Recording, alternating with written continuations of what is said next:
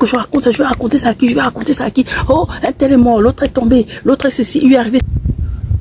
La première personne qui doit me préoccuper, c'est moi. Ma fille, je te parle aujourd'hui.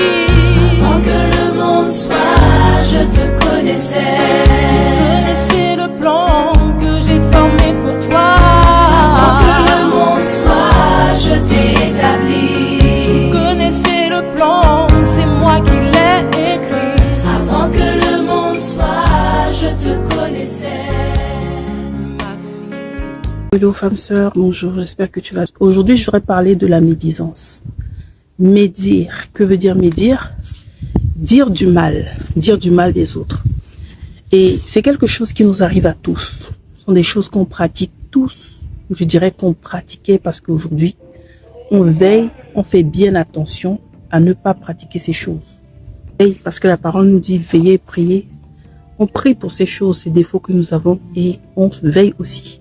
C'est-à-dire qu'on ne se contente pas seulement de présenter ces choses au Seigneur. Seigneur, j'ai tel défaut, aide-moi, guéris-moi, délivre-moi, ainsi de suite. Mais le moment où on est face à certaines situations, on veille aussi, on se maîtrise. Dans Proverbe 26, à partir du verset 22, les paroles du rapporteur sont comme des friandises, elles descendent jusqu'au fond des entrailles. Le rapporteur, c'est qui? Tu entends quelque chose ici, tu vois quelque chose, ou on te confie quelque chose et tu prends, tu rapportes en fait. Tout ce qu'on voit en fait, on n'est pas obligé de dire. Tout ce qu'on entend, on n'est pas obligé de dire. Tout ce qu'on nous a dit, on n'est pas obligé de dire. Tu sais pourquoi? Parce que il faut toujours te poser la question. Quand tu vas prendre ça pour raconter à l'autre, qu'est-ce que ça va produire chez l'autre? Et à partir de là, ça te fait responsable de ce que tu vas dire à l'autre personne va produire chez l'autre. Ça te fait responsable du travail que tu vas faire, ce que ça va faire chez l'autre. Et souvent, on a une habitude de se dire, ah, je dis ça pour édifier. Ah, en tout cas, moi, je dis ça pour prévenir. Moi, je dis ça parce qu'il ne faut pas que la vérité soit cachée. Je dis ça parce que c'est pour l'intercession. Comme la sœur Intel est une intercesseuse, comme le frère Intel est un intercesseur, comme tel collègue, c'est quelqu'un qui, voilà, donne de bons conseils. Je lui dis pour qu'il puisse donner de bons conseils. En fait, parfois, on trouve des excuses. Je dis ça pour telle ou telle raison, non justifiée, parce qu'il n'y a rien qui justifie la médisance. Il n'y a rien qui justifie, par exemple, que je vois quelque chose et que j'aille le rapporter. Comme je disais tout à l'heure, le fait de prendre l'habitude de rapporter, en fait, ça crée en fait une situation de médisance. Est-ce que tu as l'habitude de rapporter ce que tu médites? Est-ce que tu as l'habitude de rapporter les choses sur lesquelles le Seigneur t'a éclairé? Est-ce que tu as l'habitude de rapporter les choses que tu reçois quand tu es dans le secret avec le Seigneur? Hein? Est-ce que tu as l'habitude de rapporter des bonnes choses? Est-ce que tu es celle ou celui qui apporte souvent des bonnes nouvelles? Mais j'ai l'impression, et je pense que je ne me trompe pas, qu'on a plus de facilité à rapporter ce qui est mauvais que ce qui est bon. Tu auras plus de facilité, en fait, tu auras plus d'engouement, en fait, à aller raconter quelque chose qui est mauvais, quelque chose qui va être le scoop, quelque chose qui va être vous voyez, tu as plus de facilité à aller raconter ça. En fait, ton cœur commence à palpiter, ta chair se secoue. Tu te dis, il faut que je raconte ça, je vais raconter ça à qui, je vais raconter ça à qui. Oh, un tel est mort, l'autre est tombé, l'autre est ceci, il lui est arrivé ceci. Il a fait. En fait, ça démontre aussi une attitude de cœur. Comme je dis, on travaille sur nous. On travaille sur nous pour être meilleur, pour être plus efficace, pour être sanctifié, pour être pur, pour se mettre à part, pour être utilisé par le Seigneur. Bien souvent, tu cours, tu veux être utilisé par le Seigneur, mais des petites choses comme ça, en fait, Dieu n'aime pas. Vous voyez, la facilité à aller transporter plus ce qui est mal que bien, alors que le Seigneur nous a fait messager, on est d'accord. On a un message à transmettre, mais lequel message qu'on a à transmettre? Vous voyez, est-ce que le message que j'ai à transmettre, c'est seulement les choses négatives? En fait, quand c'est bon, je ne dis pas. Quand il y a une bonne nouvelle, je ne dis pas. Je suis seulement messager de la mauvaise nouvelle. Je suis seulement prophète des mauvaises choses. Toute révélation que je reçois, c'est seulement des mauvaises révélations. Vous n'avez pas remarqué, on est dans ce temps-là. Oh, je deviens prophète aujourd'hui. Tout ce que je vais dire, c'est des révélations. Et ça va parfois être des révélations seulement négatives.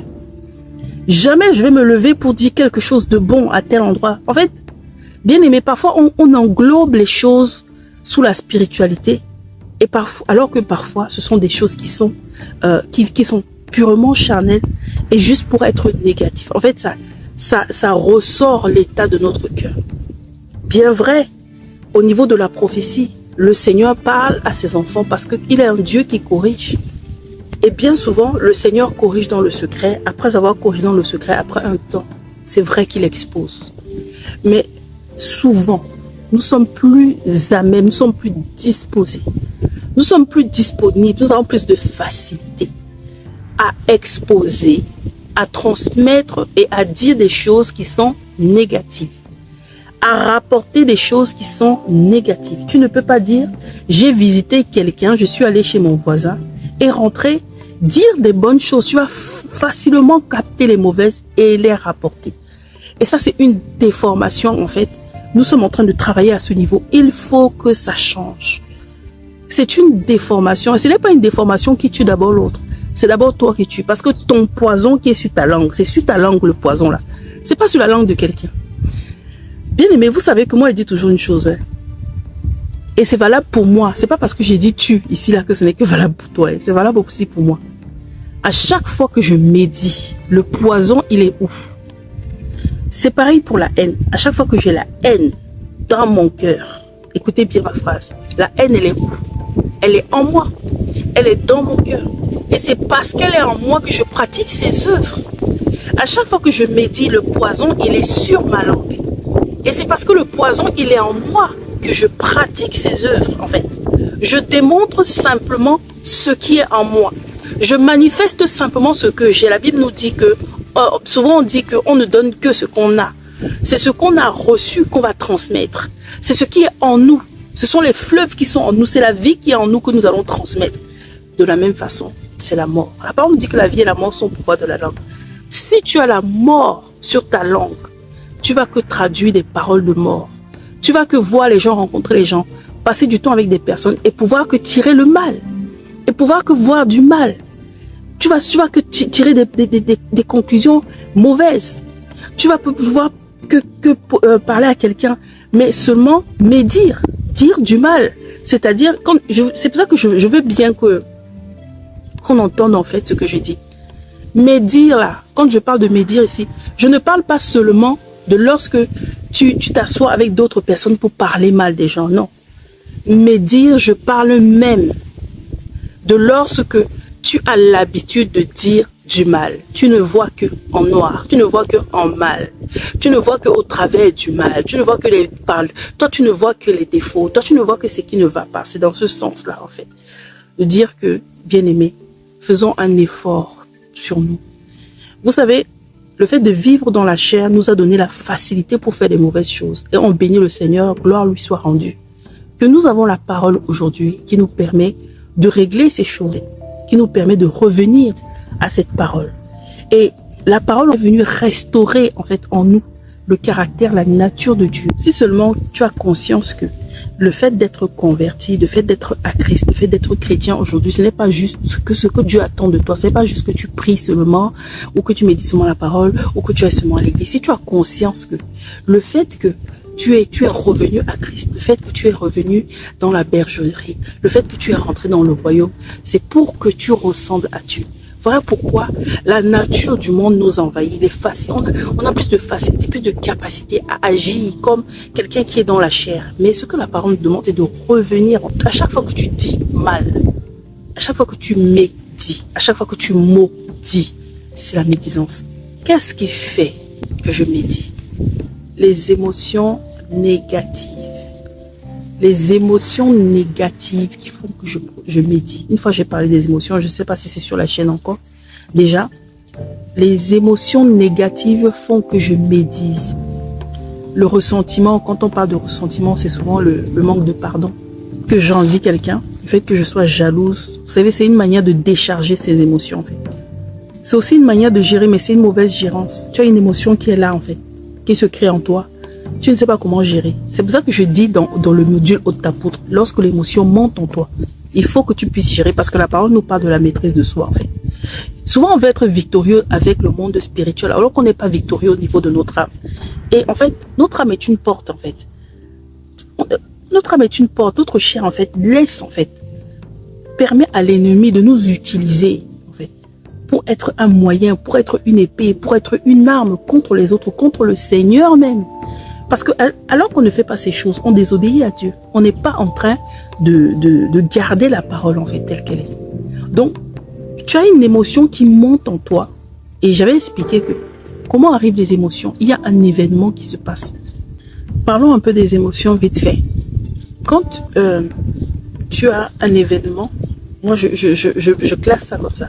Événement, sentiment, émotion. Ouais. Et c'est au niveau de la gérance des émotions en fait que ça casse. Lorsque Abel et Caïn présentent leur sacrifice, Dieu agrée le sacrifice d'Abel et pas celui de Caïn. Il y a une émotion qui monte, il y a un sentiment qui monte dans le cœur de Caïn, la colère.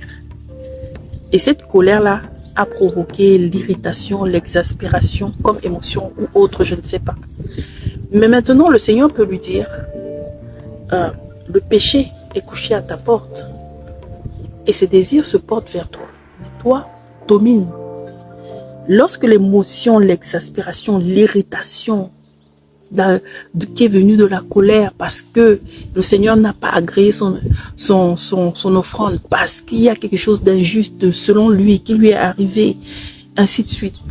L'émotion là qui était là, le Seigneur est en train de lui dire, car gère cette émotion. Si tu ne gères pas l'émotion, ça va produire le péché. Parce que le péché est déjà à ta porte. Le péché est en train d'attendre de voir comment tu vas gérer en fait. Pour voir si, en fait, la façon de gérer va être une porte ouverte ou une porte fermée. Et la façon dont je gère, c'est de parler mal en fait. Et quand je vais parler mal, ben, c'est un péché. Je pêche en fait. Donc les émotions négatives, les émotions mal gérées, les émotions qu'on décharge sont une des raisons qui nous poussent à parler mal, à le manque de confiance. Lorsque tu n'as pas confiance en toi, tu aimes souvent médire, tu aimes souvent mal parler des gens, parce que ça détourne ton attention en fait. Tu n'es pas en train de regarder. Voilà pourquoi le Seigneur pouvait dire, ôte premièrement ta poutre, occupe-toi d'abord de toi. Quand tu vas t'occuper de toi, tu vas voir les problèmes qui sont en toi et tu vas te débarrasser de ça. Mais le fait de médire, de voir toujours les mauvaises choses chez les autres, de critiquer tout en fait, ça montre vraiment aussi, dans certains cas, qu'on manque de confiance en nous en fait. Bien aimé, j'ai souvent dit une chose, c'est que quand tu es bien, essaie un peu de te rappeler les moments où tu es dans la joie, les moments où tu es en paix, les moments où tout va bien. Tu sors d'un bon moment de prière, tu sors d'un bon moment en tout cas. Tu es dans un temps où ta vie, tout va bien.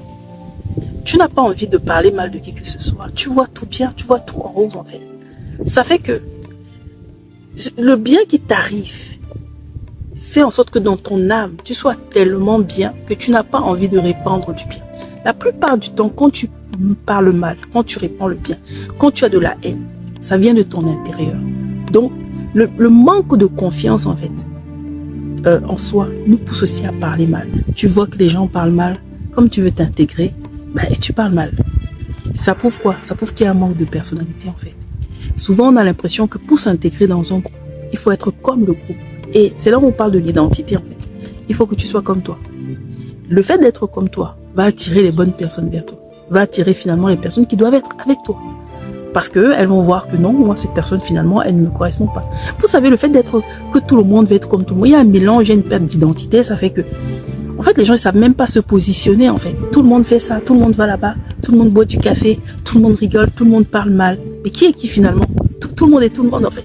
Qui est qui? On ne distingue plus de personne. Qui est qui? Et toi, dans tout le groupe-là, qui es-tu? C'est pas comme ça que Dieu nous a fait. Si tu t'affirmais en tant que toi-même, tu aurais permis que les personnes, en fait, qui aiment ce type de personne que tu es, ce type de choses que tu manifestes, viennent à toi. Et les personnes qui n'aiment pas ça, eh ben, gloire au Seigneur, ne viennent pas à toi, en fait. Vous voyez? Il y a aussi ça. Souvent, on parle mal parce qu'on veut se fondre dans la masse. On n'a pas de personnalité. Moi, je dis c'est un manque de personnalité. Les autres parlent mal, toi aussi, tu parles mal. Parce qu'il faut peut-être que vous êtes en groupe, il faut que tu dises quelque chose comme ça, ça va faire que. Et si tu ne dis pas, on parle mal une fois, deux fois, trois fois, de la 4, et toi, tu n'es pas en train de parler mal, ça veut dire que tu as un problème. Mais toi, tu vois que tu peux pas supporter les problèmes là. Tu te dis que je ne veux pas supporter les problèmes là, je préfère me fondre dans la masse. Il y a des personnes, vous êtes là, vous ne savez pas quoi discuter en fait avec les gens si vous ne dites pas du mal.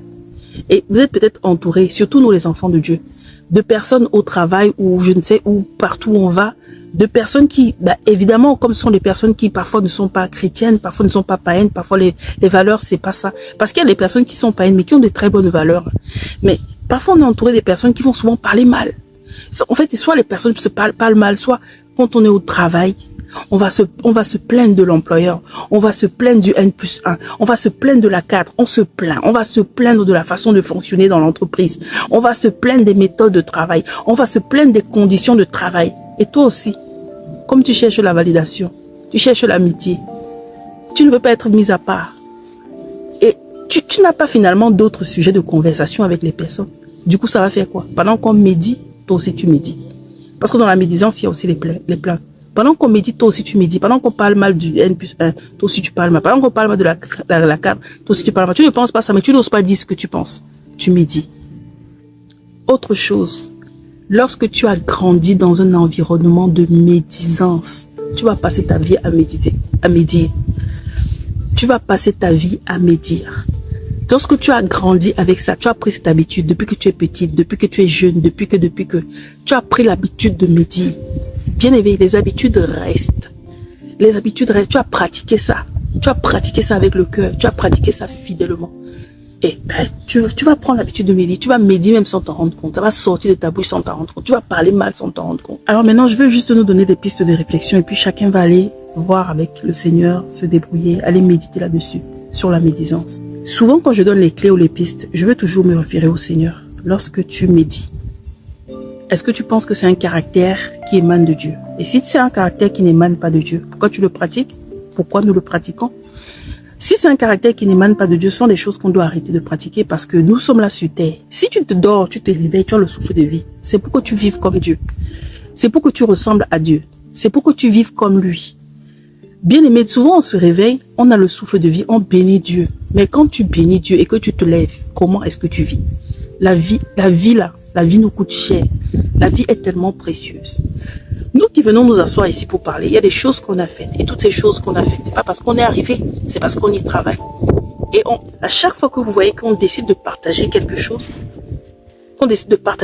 c'est parce qu'on travaille dessus en fait. Et quand tu te réveilles le matin, que tu vois que tu as la vie, décide de vivre pour Dieu. Si tu vois que Dieu ne pratique pas certaines choses, si tu vois que Jésus ne pouvait pas faire certaines choses, si tu vois que ce que tu es en train de faire ici, présentement, tu ne peux pas le faire au ciel, dis-toi que tu ne peux pas le faire sur la terre, si tu es du ciel, si tu es d'en haut. Une deuxième chose, c'est que j'ai dit que lorsqu'on médit, ça parle souvent de notre manque de confiance en nous. J'ai parlé du manque de confiance en nous. J'ai dit que c'est souvent pour pouvoir s'intégrer, pour chercher l'approbation des personnes. Et ces deux choses, ou ces trois choses, te montrent en fait qu'il y a un problème en toi que tu dois régler en fait. Que tu as un problème que tu dois régler. Tu manques de confiance et tu cherches l'approbation. C'est un manque de personnalité en fait. Tu n'as pas une position arrêtée. Il faut que tu parles comme les autres. Les autres disent ça, toi aussi tu dois dire ça en fait. Quand les autres sont en train de critiquer, toi qu'est-ce que tu penses? Toi qu'est-ce que tu veux? Si tu ne penses pas que ça soit vrai, pourquoi tu parles? Si tu n'as même pas envie de parler, pourquoi tu parles? Juste parce que tu as envie de t'intégrer. Ce n'est pas un moyen de s'intégrer. Mais lorsque tu constates ces choses, ça veut dire que tu constates que tu dois faire un travail sur toi. Et c'est simple. Des fois, on aime beaucoup aller voir les psychologues. Gloire au Seigneur pour les psychologues. Mais des fois, il y a des choses que toi-même tu constates chez toi. Il y a des choses que toi-même que tu vois que tu manifestes ça. Pourquoi tu ne règles pas ça en fait? Tu vois que quand tu fais comme ça, là, ça dénote de manque de confiance. Va réfléchir, va creuser, va chercher la raison des choses. Pourquoi tu manques de confiance? C'est quoi le manque de confiance? De quoi tu as besoin pour avoir plus confiance en toi? Parce que c'est très important. La parole nous dit, aime ton prochain comme toi-même. Si tu manques de confiance en toi, ça veut dire qu'il y a un problème au niveau, il y a un défaut. Il y a un couac au niveau de ton amour de toi. Mais comment en fait tu vas aimer les autres? Forcément, tu vas pas les aimer comme il faut. Pourquoi? Parce que tu es déjà en train de médire sur eux. Tu es déjà en train de dire du mal. Tu peux pas dire quelque chose de bien. Tu peux pas apprécier quelqu'un. Tu peux pas valoriser quelqu'un. Pourquoi? Parce que, voilà, tu as l'impression que si tu valorises la personne, c'est toi qui redescends, c'est toi qui baisse de niveau, c'est toi qui n'es pas bien. Tu as l'impression que le fait de voir les bonnes choses chez les personnes et le dire, en fait, ça montre les mauvaises choses qui sont chez toi. Ça réveille, en fait, des choses que tu veux cacher chez toi, en fait. C'est aussi, le fait de parler mal aussi, c'est une fuite, en fait. Bien-aimé, ne fuis pas. Nous allons tous comparaître devant le trône de Dieu. Et de la même façon que je dis qu'on se lève, on est content. Waouh, merci Seigneur, je bénis ton nom pour ta grâce, merci pour la vie et tout, et tout, et tout, et tout. Le Seigneur t'a encore donné la vie et s'est encore donné ce jour. C'est pour que tu puisses régler et réparer ces choses.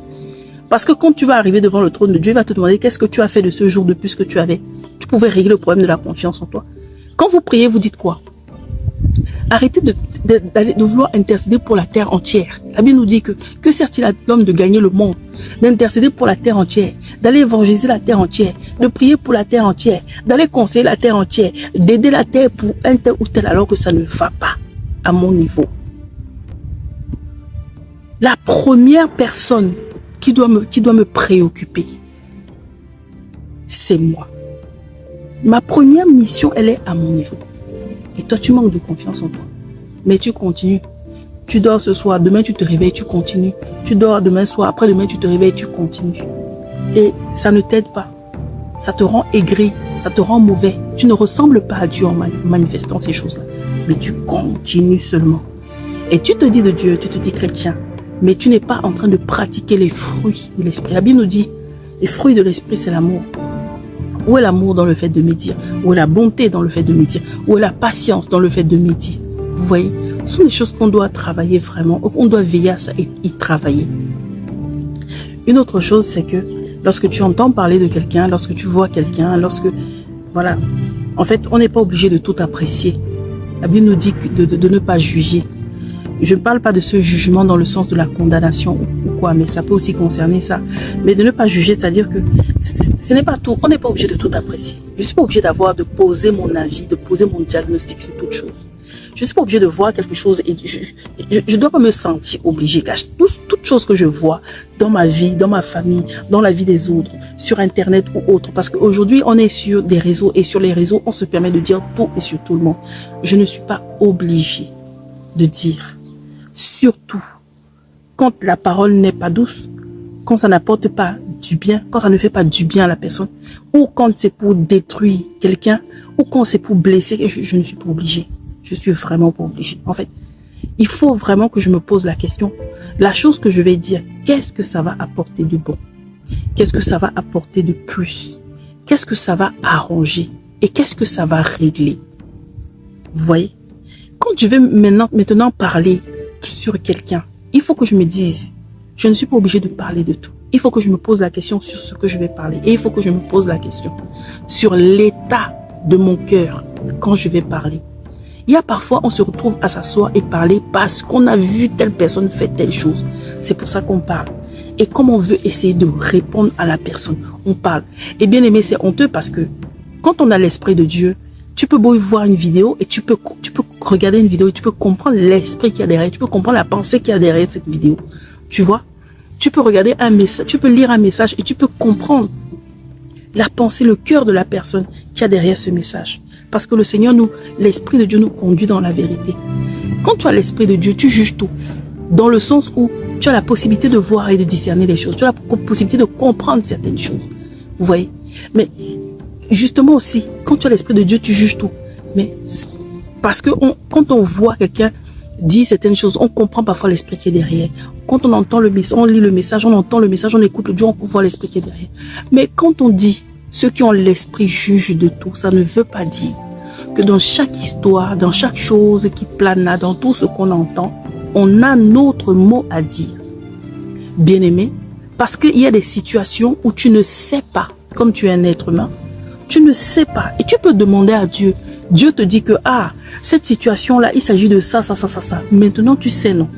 Mais c'est même parce que tu sais que tu es obligé de dire. Parce que ça fait des chrétiens qui sont sur la toile, là. Juste pour finir et parler de ça. On est seulement en train de se taper entre nous, bien-aimés. C'est moche. À l'époque, quand on voyait les disciples, on les a appelés chrétiens parce qu'on a vu qu'ils manifestaient le caractère de Christ. Aujourd'hui, ce n'est plus ça. On n'a plus de compassion, on n'a plus de cœur. Et qui est médisance, la médisance là, le fait de mal parler, ça vient d'abord, c'est le cœur, c'est un problème au niveau de notre cœur. C'est un problème au niveau de notre cœur. Ça révèle l'état de notre âme en fait. C'est que notre âme est dans quel état?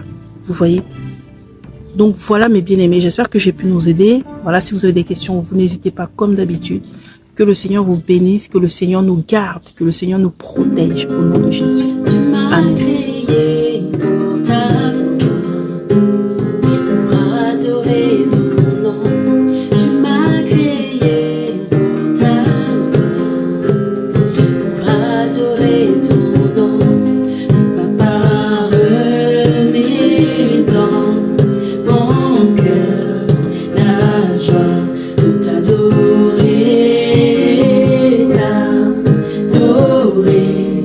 Jésus.